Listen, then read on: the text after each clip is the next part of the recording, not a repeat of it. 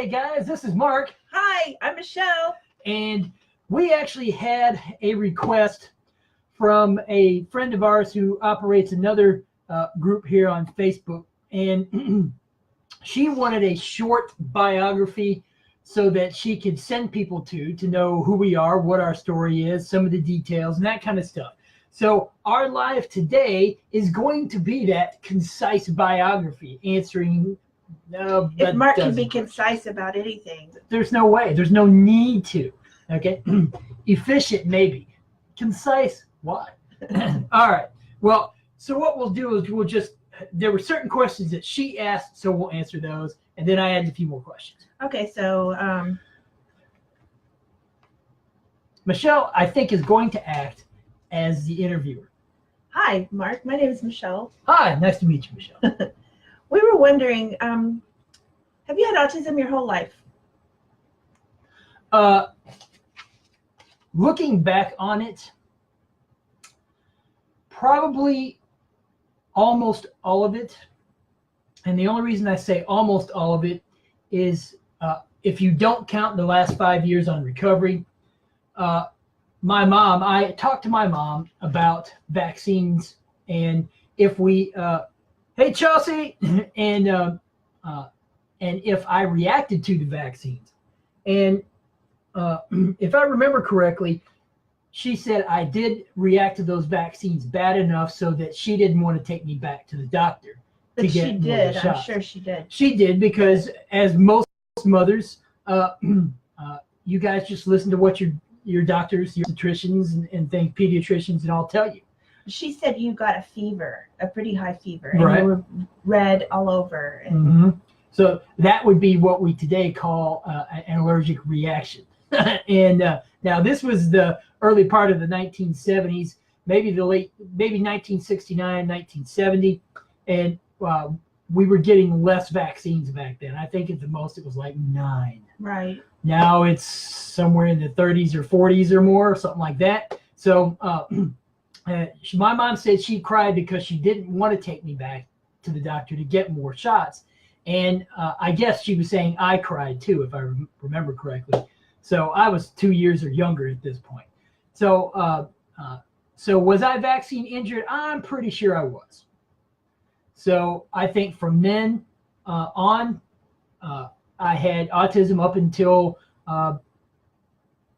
getting rid of heavy metals and healing my adrenals and my brain and that kind of stuff just in the past 9.5 months on the medical medium diet. So yes, your mom also said you rocked, which was your stimming behavior from when you came into the world, pretty much. Okay, so it could be that was just hey Nermina, and so rocking. And here you guys probably have kids that rocked, but I rocked up until 1.5 years on the GAPS diet, so till about the end of 2014. And here's what I mean by rocking. So for those of you folks who don't know, and I did this all the time. I did this while I was talking.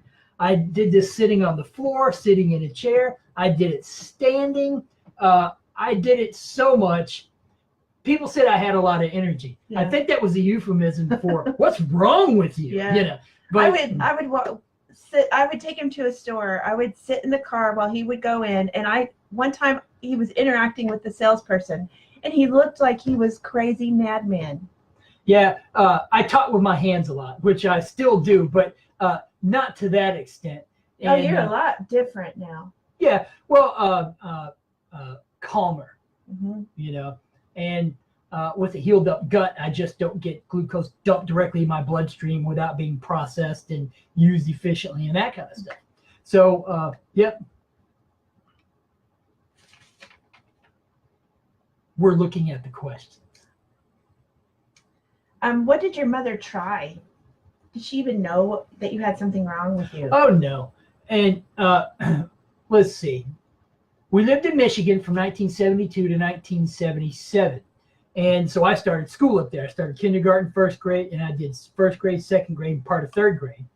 And I was the kind of kid who read everything. Once I learned how to read, that to me was brand new magical world because Probably I could the read same stuff. as when I finally learned to drive. It was probably the same kind of. Same kind of freedom. Yeah. Yeah, driving to me wasn't freedom. That was just stress and anxiety and everything else, as you But remember when we reading, first met. yes. But reading for me was being able to look at all different parts of the world and different subjects, and I loved reading, so I did. And I don't remember where I was going with that. Well, you talk about wanting to learn Chinese. Oh, okay. That's where I was going I with thought that. so. Okay. I'm glad you. Aren't you glad I'm here? I'm glad. Yeah. And I wanted to learn Chinese so bad, and German and Japanese. And how too. old were you? Less than 10. So I was probably 7 or 8.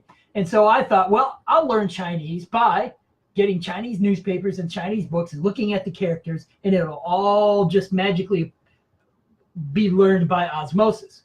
No, it was decades later when I figured out Chinese has nothing to do with the characters. That's just their conveyance of ideas.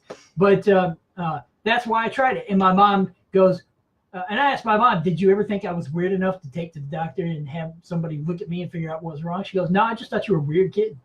Yeah. You know, Weird kid and smart. And smart. I was very smart, and still am. Even smarter now with the social abilities. In fact, that seems to be a whole nother half of smartness that I did not have as an autistic person. The emotional intelligence. Exactly. And so anyway. So tell us what kind of problems you had when you were young. Well, that problems, your mom noticed specifically, but she just thought you were weird. Well, she talks about your sister. I couldn't get along with kids. Yeah. About your sister taking up for you. Yeah, always got picked on a lot. My sister was even taking up for me when I was in my late teens, and because I got picked on a lot. And let me be clear here. I got picked on even up until after the diagnosis and within that first year of recovery. So even as a 40-something-year-old adult, if you have autism, you're going to stand out and you are going to be picked on and bullied. It's because you stand out. Well, and I know that isn't what we planned on doing today, but I need you to talk about what you've been going through healing from having been treated so badly your whole life. Okay. Well, and we'll talk about that. I've been having the idea of talking about the emotional cost of living with autism from your viewpoint and my viewpoint in the next live. And there might be a post on it as well so that people can read instead of hear. But there is a very heavy emotional cost living with your own autism, and then the emotional cost of your loved ones living with your autism. And it's burdensome because, and I'll talk about her cost first, at least the basics. When we first married, I think what attracted her to me was how smart I was, the fact that I could cook, and I'm even better cook now. But the fact that I could cook, the fact that I could talk about any subject under the sun, which we did. And it was, I realized that if I did not have a woman as smart as me to be in a relationship with, I was going to be bored. Well, she's at least as smart as me, if not more so. So we got that covered. But so when we first met, that's what drew her to me, and that's what drew me to her. And it didn't come out until after we were married, the autism, the behaviors, the angst about going to work, about people treating me badly at work and having to bring all of that emotional baggage home every day to her, and then her having to live with it. And while she had friends, she always had me tag along at most of her functions because I didn't know how to exist on my own. She quickly became the caregiver in the relationship for what I would consider an illness, a medical condition. And we talk about that in the book in much more detail. But she became a caregiver because I didn't know how to exist and survive and thrive on my own. She had to help me figure out life every day. Now, never mind that the communication problems with autism also existed in our marriage, because her being a very empathic NT, she can communicate with other very empathic NTs just by emotion and looks alone. She doesn't even have to use words. She can actually read their mind and they can read hers. Mm-hmm. Now, for most NTs, that isn't the case, but for her and others, and a few others, that is. I couldn't do that at all in any way. I could not read her mind. I couldn't read her emotions. I couldn't read what's going on around her eyes, her face, her stance, nothing, because that's part of the communication problems with autism, not being able to read social cues and nonverbal cues. So, yes, Nermina, I agree. And I did see your comment about that when I mentioned that earlier in the week. It is sad, but that's part of autism, which is why you're trying to heal. That's right. Yeah. It's why you're trying to heal it. Yeah. Yeah. You're trying to heal your loved one. And that's why I did, is because I got glimpses of the world that was out there and that I heard about, but I had never seen. And so all of the autism symptoms complicated everything between her and I and me and the rest of the world. She was the translator. She was the job coach. She was the anthropologist, so to speak. In other words, figuring out the culture that I was in to help me out. She was also a mother, not to kids that we had, to me. And so that did nothing but confound everything for us. So that's where we were. That's where we were. Now you're here and you're having to deal with all the emotions that you didn't know you were traumatized with when you were autistic. Mm-hmm. There was a person in there being traumatized, and you didn't know it. But I think the backstory was important to know.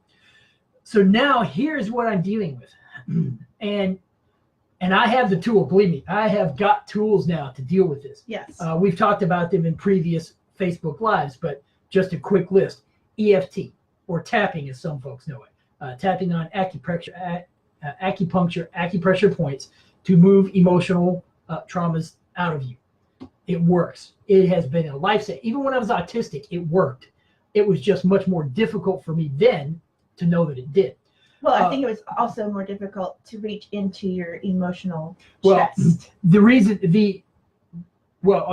the past emotion. Well, and then the reason I couldn't understand because the reason I didn't know most of the emotional traumas were there was because of a condition called, which I wasn't diagnosed with, but I'm pretty sure I had it, is alexithymia, which is the inability to recognize and to label your own emotions.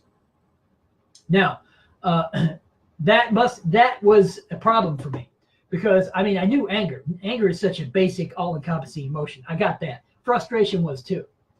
But actual happiness, joy, love, apparently people can feel love, and I can feel it now, which I think is cool. Well, it's not just cool. Being able to feel love lets you know when you're in the presence of someone who loves you. So you feel supported. When I was autistic, I didn't feel supported at all. And that's been some of the stuff that I've been dealing with the past couple of weeks, is emotional traumas. You get treated so badly and so rudely and so curtly by people, you quickly believe that you're stupid, incompetent, unlikable. We all get that.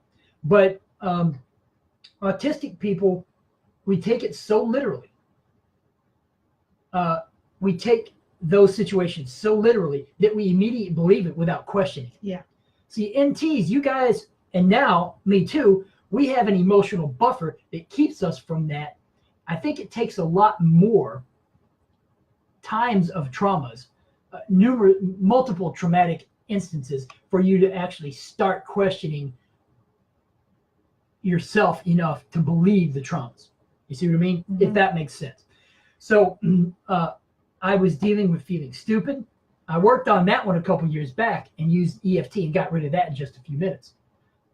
EFT is wonderful. If you don't know what it is, look it up. EFT, the Emotional Freedom Technique, or tapping, it will change your life. It really will. It can in just a few minutes. Anyway, being stupid, being incompetent, being lazy. That's a big one because there's no motivation Right. when you're not autistic, because that is an emotion. Right. Motivation is a feeling. And I didn't actually feel any kind of motivation until about a year on the GAPS diet into recovery. And motivation is absolutely necessary for you to want to live life. And me as an autistic person, I couldn't feel motivation at all. Now, some of you may be wondering, well, how come autistic people have special interests? That's information, and that's how they treat it.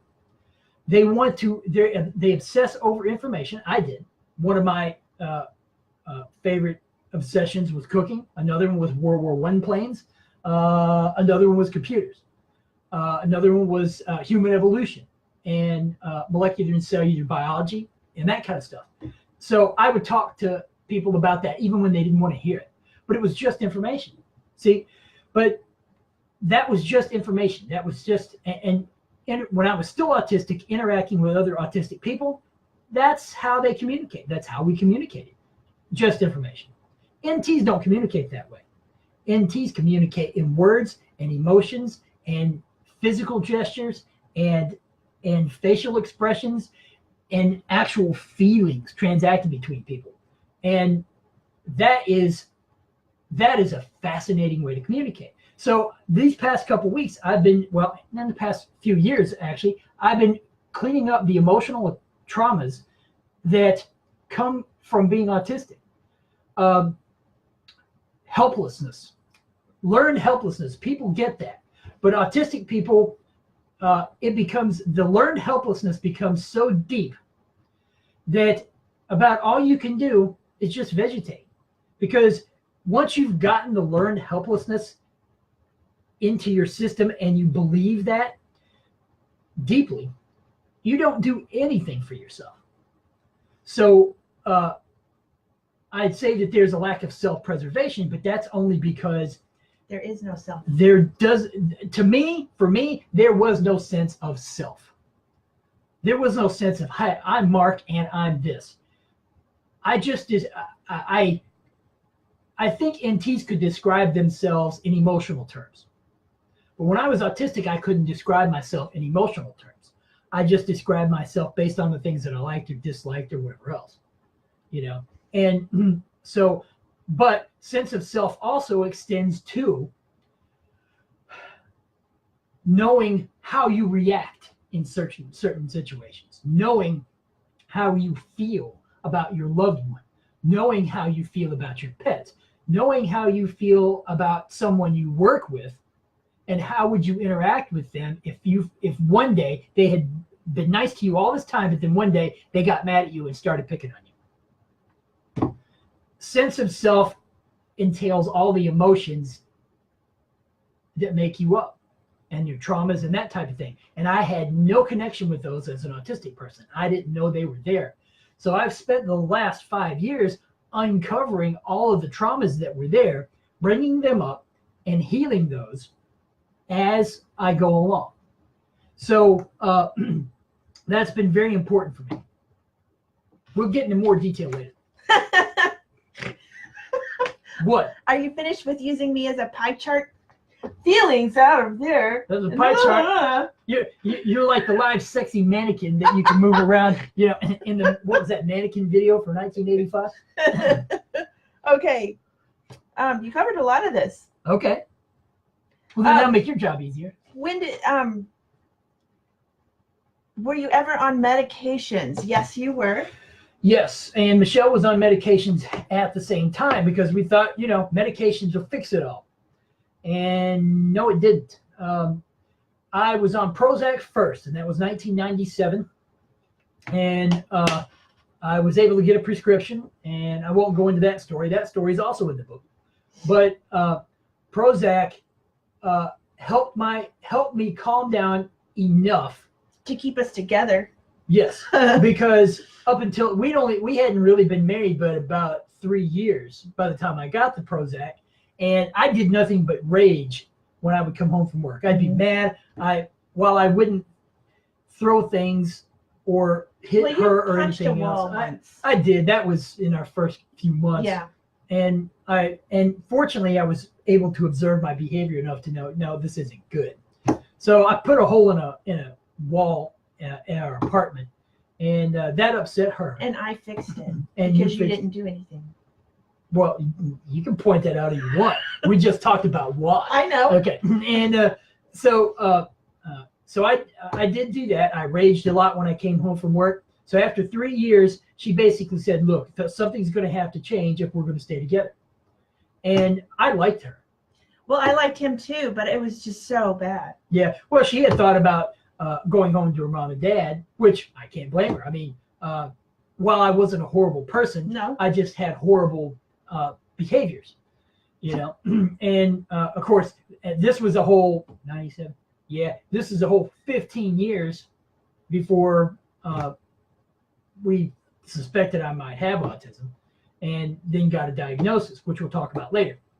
But anyway, so there was that.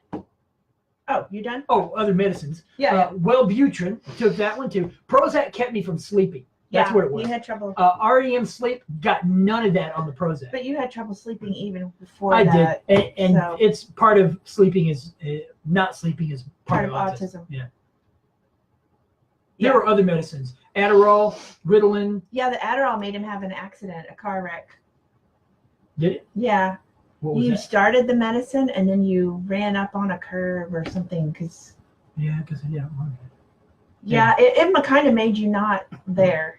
Yeah, it was yeah. weird. Okay, but those were the medicines, and none of them fixed anything. No. Mhm. You wrote down here your problems. You pretty much covered those. You said Lack of friends, you said poor social. alexithymia even so. Yeah. And school. School. All right. I started at school in 2000. I was 31 when I started school, and I got an anthropology degree. Well, that was a lot of stuff I was interested in.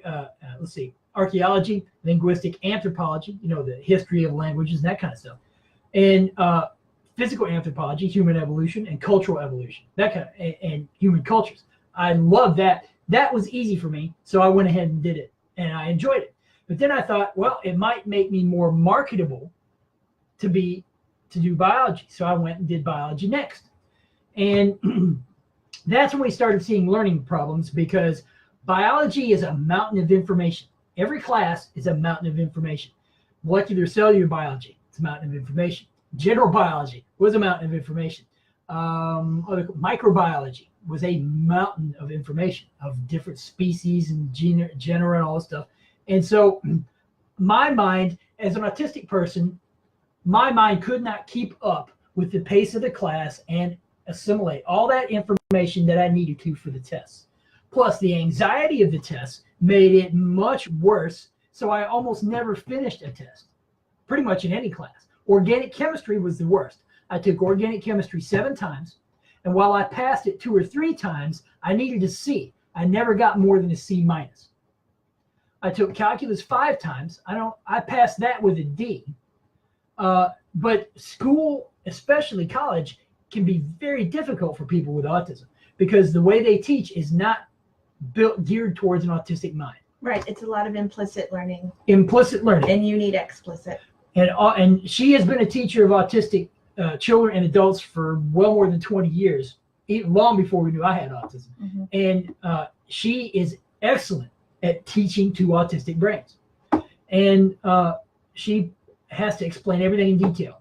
Mm-hmm. But you can't do that in a college classroom and get through all the information, especially not organic chemistry when there's 240 people in the class. Right. And tutors, I couldn't interact with a person well enough for them to be a tutor. They could have been a tutor, but they wouldn't have known how to teach me to get through my autism, even if I had known it then, to be able to pass the class. So, school problems. School problems. Oh, okay. Yeah. Your thoughts were? My thoughts. This question, and what I mean by, I think what our friend means by thoughts is this. Of what nature were your thoughts? In the sense of what mood? As an autistic person, and I've seen this to be the case with a lot of autistic adults, probably kids as well, but definitely with a lot of autistic adults. She and I used to run a support group did it for almost 2 years for adults on the spectrum, and anywhere from they were from early 19 up to 55, 56, and we had about 20 people as part of the group. And I can tell you that listening to most of them and remembering my own thoughts as an autistic person, for the most part, they're very negative, very distrustful, paranoid. What else I have down here? Oh, judgmental. Oh, yes. I mean, now for me, but listening to the other adults as well, their thoughts were very judgmental, especially about non-autistic people. And numerous times we had a standing rule: do not complain about NTs, don't mock them, don't make fun of them. But that just didn't take. And so we had to correct them constantly.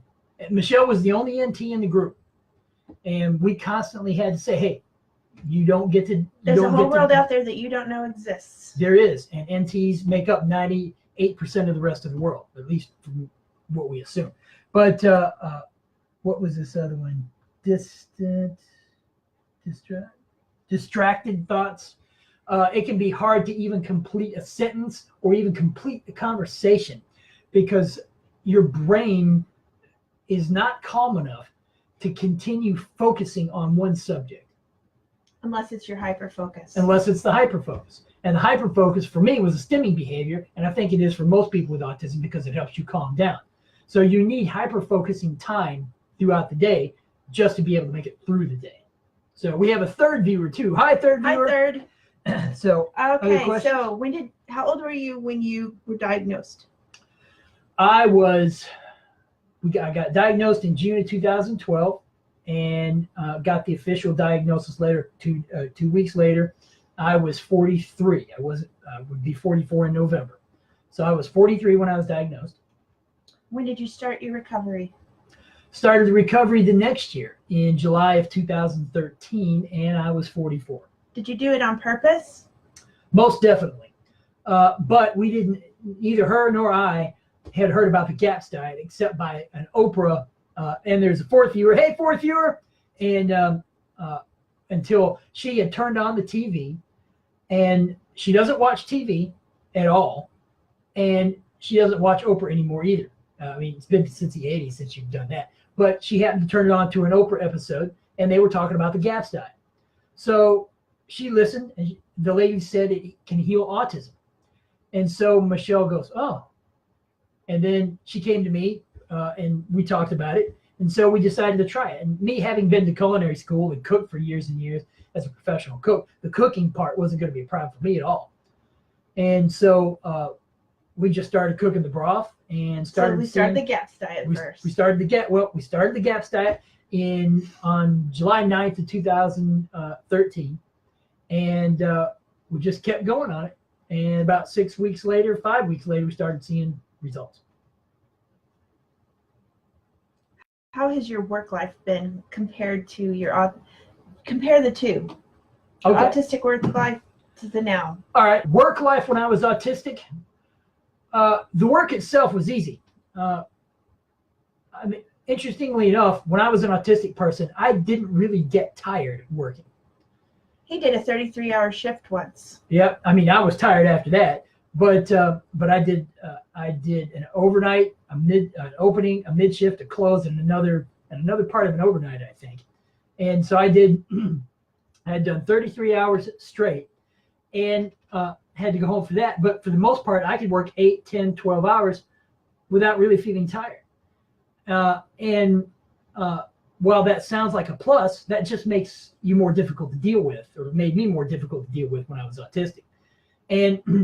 But work isn't about the work, at least for most people. Work is about socialization. And it wasn't until I was about a year and a half on the GAPS diet into recovery that I realized that work had nothing really to do with work. Right, because Mark had always complained that people weren't following the rules. They were talking too much. He totally lived on rules. Yes, He was really judgmental. A rule tyrant. Yes. Uh-huh. Yes. Oh, okay. And now he's not. Right. And see, and Talk that's about that something, shift. well, but see, that's something, so work life as an autistic person was difficult because of the social interactions. Now work is a breeze. But you know what? As an autistic person, somebody told me I should work hard. So as an autistic person, I took that literally. So I worked hard. Now I work really, really well, as hard as I worked as an autistic person, but I'm more efficient. I always had a strong attention to detail. And in fact, even more so than anyone that I ever worked with for some reason. Probably the music. Probably. And so I have a strong attention to detail, but now I have the ability to socialize with people. My 50th birthday's come up. Here's an idea. When I was growing up, we hardly ever had birthday parties unless it was family members and very close and one close family friend. So I maybe had like me and my sister, my mom and dad, and a couple of friends. But actual birthday parties, like kids from the neighborhood and things like that, that just didn't happen for me. My 50th birthday is coming up in about 3 weeks. And I invited about 40 people, and right now about 20 people, almost all of these people are friends of mine from work. Well, actually all these people are friends of mine from work. And people that Michelle knows somewhat, but doesn't know as well as I do. Right, that's new. That is brand new. That is brand new. He's bringing new people in. Yeah, exactly. I'm carrying my social weight. Your social weight. My social weight. I better like them all. Yeah, right. Well, it's funny because now, I mean, all these people like me enough to want to come to the birthday party. That's cool. Yeah. High five that. And I'm 50. I'm loving that too. So anyway, that was work between then and now. Where am I now? Where am I now? All right. Well, we've talked a lot about where we are now, where I am now, in a lot of past Facebook Lives. So you can go back and look at those, but I'm not going to just cheap out like that. Where I am now, friendships. I actually have friends at work that I hang out with, and that only started happening the past few weeks, about the past 6 weeks. And I actually have friends of different ages. Some are in their 30s, some are in their 20s. And one of them is in their 60s. But I have a list now of people that I want to go out to coffee with. And which I think is really cool, because as an autistic person, I had default friends. For some reason, I would just have a friend. I didn't know how I met them, how they came into my life. I didn't know why they liked me and why they continued to hang out, but I just did. We never went to coffee because I never thought about it. But now I have a whole list of friends that I have to find time in my social schedule. Schedule. Okay, fine. It's going to be that. Schedule, you're going to be that dramatic about it, whatever. And that I actually have to find time to go to coffee with.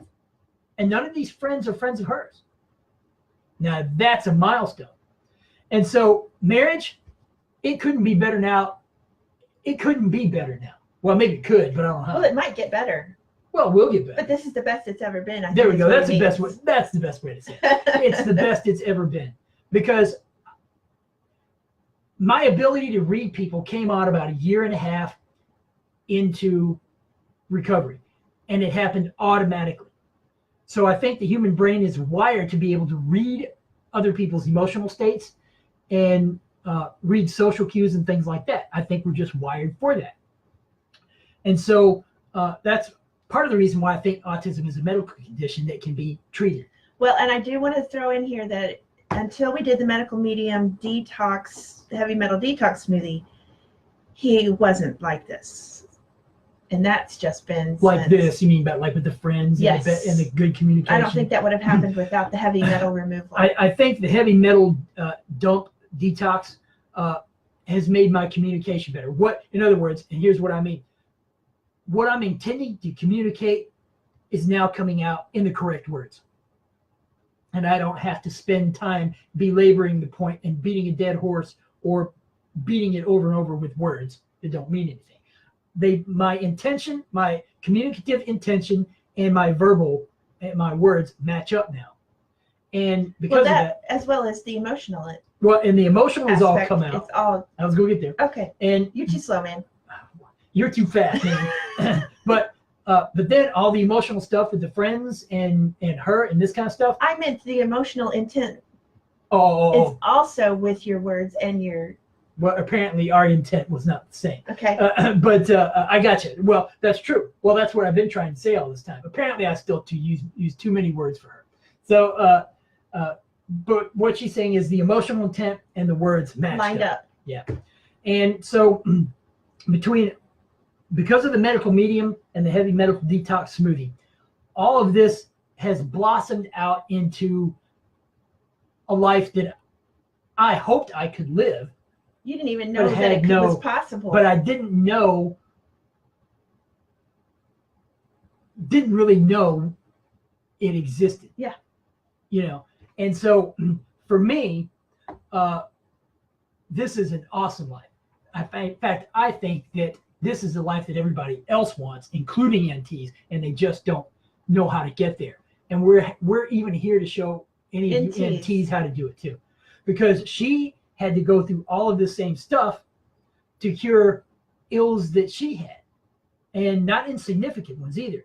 But she had Lyme disease, which we now figured as EBV, and fibromyalgia.